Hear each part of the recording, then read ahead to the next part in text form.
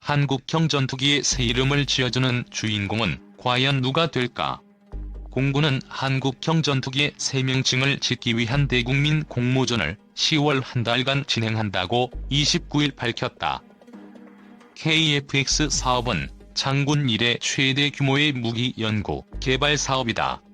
전투기 개발에 8조 8천억 원, 개발 완료 후 120대 양산에 10조 원 등 18조 8천억 원 규모의 천문학적 자금이 투입된다. 군이 앞서 공군 차세대 전투기 사업으로 7조 4천억 원을 들여 미국 로키드 마틴사로부터 차세대 스텔스 전투기 F-35를 수입하기로 한 것을 감안하면 KF-X 예산 18조 8천억 원은 F-35 100여 대를 구매할 수 있는 거금이다. KF-X 사업은 보람의 사업이라는 명칭으로도 불린다. 국산 전투기 개발이라는 공군의 수관을 반영해 공군의 상징세인 보람회를 차용한 것이다. 공군은 내년 상반기 KF-X CJ-1호기 출고를 앞두고 KF-X 실물 전투기의 명칭을 이번에 공모하기로 했다. 우리 공군이 보유하고 있는 전투기는 모두 별도의 명칭을 갖고 있다.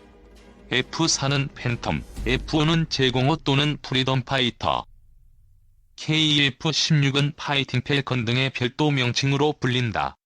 그 밖에 F-15K는 슬램이글, F-35는 프리덤 나이트 등의 별칭을 갖고 있다. 공군은 전에도 대국민 공모전을 통해 국산 초음속 훈련기 T-50의 명칭을 골든 이글로 확정한 바 있다. 이번 공모전은 국민 누구나 참여 가능하며 1인당 한 건만 응모할 수 있다. 응모 방법은 공모전 포스터에 있는 QR코드로 접속해 KF-X의 명칭과 설명을 작성해 제출하면 된다. 공군은 공모된 작품들을 대상으로 명칭의 상징성, 호칭의 용이성, 의미 부여 등의 항목을 고려해 심사할 계획이다. 수상작은 총 3건을 선발하고 수상자에게는 공군 참모총장상과 KF-X 실물 형상의 모형 항공기를 수여할 예정이다. KF-16 개량 사업 1,000억대 예산 날린 정부, 위약금도 못 받아.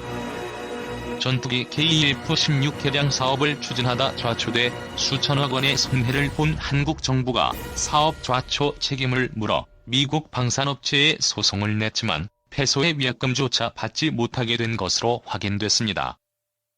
서울중앙지법 제20민사부는 대한민국 정부가 BAE 시스템즈를 상대로 위약금 4,325만 달러를 청구한 소송에서 지난달 각하 판단을 내렸습니다.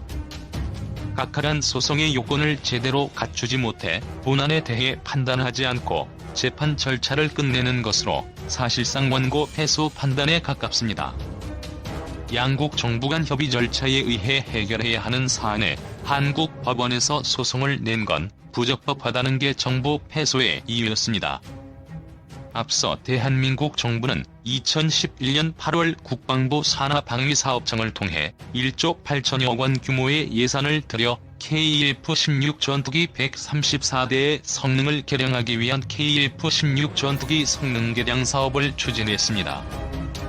이 사업은 2021년까지 KF-16 전투기 134대의 임무 컴퓨터와 무장 체계를 최신형으로 교체하고 레이더도 교체해 탐지거리를 2배가량 늘리는 것이 주된 내용이었습니다.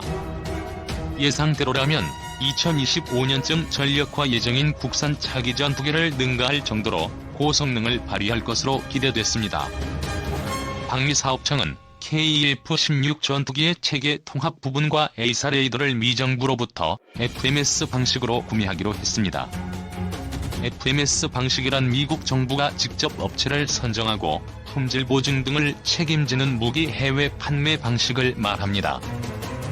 구매국이 사업 내용과 일정, 총 사업비 등을 고려해 미국 정부의 계약 체결 조건을 기재한 제안서를 보내고 미 정부는 이를 받아 미 군수 업체가 제시하는 납품 비용과 미 정부가 계약을 관리하는 데 소요되는 행정상 비용, 리스크 등을 고려해 구매국의 수락서를 답신하고 구매국이 유효기간 안에 이 LOA에 서명하면 계약이 체결되는 구조입니다.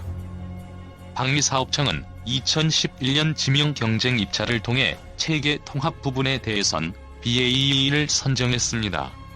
이 과정에서 BAE는 이재명 경쟁에 입찰하기 위해 4,325만 달러의 입찰보증금을 내야 했지만 이를 내지 않았고 대신 방위사업청에 입찰보증금 지급 각서를 써줬습니다.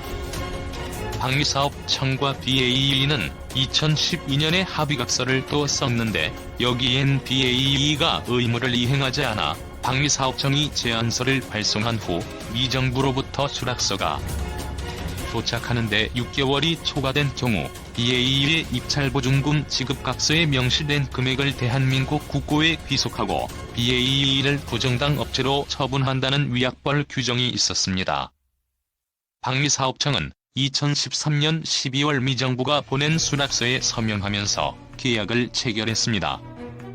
그런데 알고 보니 방위사업청은 당시 미 정부에 지급할 총사업비조차 확정하지 않은 상태에서 LOA에 서명한 것이었습니다. 방위사업청은 계약 체결 이전 사업 총사업비를 17억 500만 달러로 계산해 미 정부에 제의했으나 미 정부는 사업비 증가 요인이 많다며 난색을 표했습니다. 방위사업청과 미 정부는 LOA를 2단계로 정하고 확정 가능한 부분부터 순차적으로 체결하기로 합의했습니다.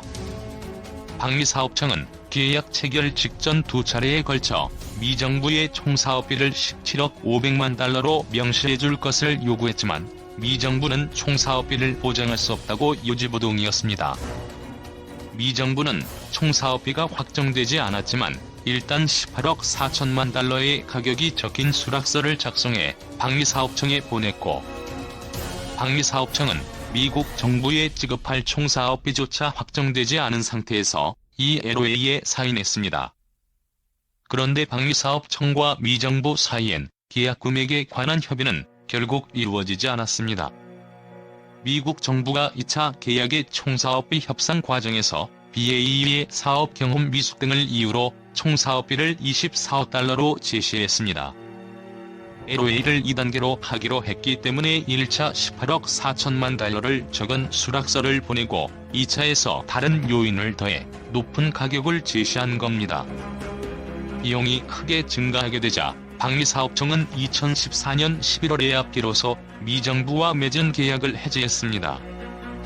그리고 방위사업청은 2015년 12월에야 K-12-16 개량 사업 수행업체를 록히드 마틴으로 변경했습니다. 총 사업비는 19억 달러였습니다. 감사원은 당시 K-12-16 성능 개량 사업 착수가 당초 예정됐던 2011년보다 4년 지연되는 등 전투기 전력화 일정에 차질을 가져왔고 또 BAE 시스템즈가 이미 집행한 사업비 최소 8,900만 달러의 손실이 불가피해졌다고 지적하며 수사를 의뢰했습니다. 2015년 정부는 낙찰 업체였던 BAE를 상대로 소송을 냈습니다. 앞서 정부와 BAE 사이에 맺은 합의각서에서 BAE가 의무를 이행하지 않아 방위사업청이 LOA를 발송한 후 미 정부로부터 LOA가 도착하는 해 6개월이 초과된 경우 BAE가 입찰보증금 지급각서에 명시된 4,325만 달러를 정부에 내도록 돼 있는데 미 정부에 오퍼 신청서를 제출하고 6개월 이내에 미 정부의 오퍼 수락서를 받지 못한 이상 이를 이행하라는 것이었습니다.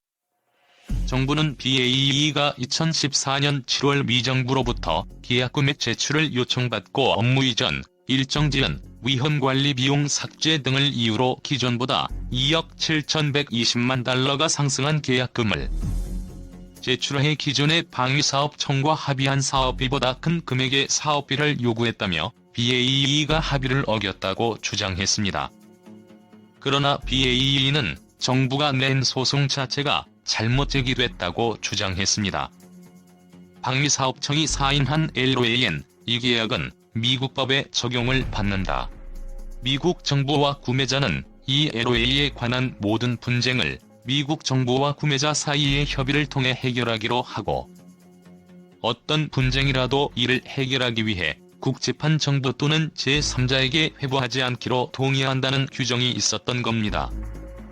BAE 측은 미국 정부와 한국 정부가 K-12-16 개량 사업 LOA와 관련해 발생하는 모든 분쟁을 당사자 간 협의를 통해 해결하기로 하는 부재소 합의를 했다면서 그런데 미국 반미법상 이 같은 부재소 합의의 효력은 당사자인 대한민국과 미국 정부뿐 아니라 BAE까지 미치므로 정부가 BAE를 상대로 낸 소송 제기는 부적법에 각하되어야 한다고 맞섰습니다. 이 사건의 핵심 쟁점은 해당 조항이 소송을 제기하지 않기로 하는 부재소 합의에 해당해 정부가 낸 소송이 부적법한지 여부였습니다.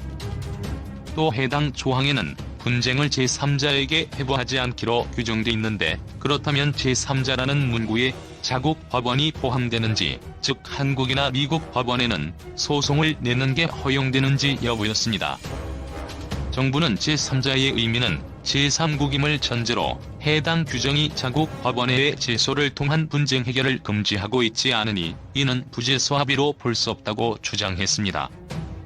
또 해당 조항은 소송 절차에 관한 사항을 정하고 있으므로 한국법에 의해 그 해석 및 효력 범위가 판단되어야 하고 위약금 청구는 LOA가 아닌 양자간 합의에 근거한 청구이며 해당 합의각서의 준거법은 한국법이라고도 주장했습니다.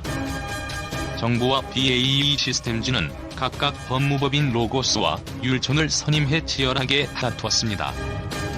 그러나 1심 재판부는 BAE의 손을 들어 정부 청구를 각하했습니다. 소송 제기 자체가 부적법하다는 주장을 받아들인 겁니다. 법원은 제3자라는 문구를 3국으로 한정해 해석하여야 한다고 인정할 증거가 없고 무엇보다 이미 정부와 미정부가 KF-16 개량 사업을 위한 LOA와 관련해 발생하는 모든 분쟁을 당사자 간 협의를 통해 해결하기로 명시하고 있는 이상 자국 법원의 제소를 통한 분쟁 해결은 위 조항에 의해 금지된다고 판단했습니다.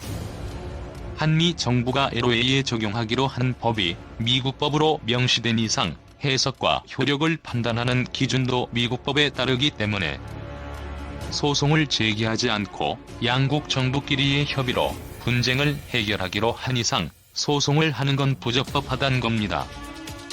법원은 또 협의 이외에 LOA 이전에 체결된 합의각서에 근거해 입찰보증금의 지급을 구하는 등 소송을 제기하는 것도 허용될 수 없다고 결론냈습니다.